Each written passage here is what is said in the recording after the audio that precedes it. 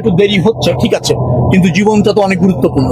এখন থেকে যখন 1 ঘন্টা আগে আমি এখানে আসি, তখন যে অবস্থা তত লঞ্চ ছাড়া যাবে, এবং আমাদের সিদ্ধান্ত ছিল যে লঞ্চগুলি ছাড়ার আগে আমরা আবহাওয়া পরিস্থিতি পর্যবেক্ষণ আমরা এটা দেখব। কারণ রাত্রে একটু দেরি হচ্ছে, ঠিক আছে, কিন্তু জীবনটা তো অনেক গুরুত্বপূর্ণ। আপনি যদি এই আবহাওয়ার মধ্যে লঞ্চ নিয়ে যান, মাঝপথে যদি দুর্ঘটনা কবলিত হন, তো তখন তো সেটা আরো বেদনার এবং আরো ঝুঁকি।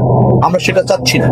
এক জীবনের মূল্য অনেক বেশি। 1 ঘন্টা দেরি বা 2 ঘন্টা দেরি যদি আবহাওয়ার কারণে হয়, আমি আশা করব যাত্রীরা সেটা মেনে নেবেন এবং আমরা সহযোগিতা করবো আর কি, এই ব্যবস্থা করা। আরিচাও বন্ধ হয়ে গিয়েছিল এই আবহাওয়ার কারণে। তারপর যাত্রী যখন চাপ বেড়েছে, সেখানে পারাপার করতে।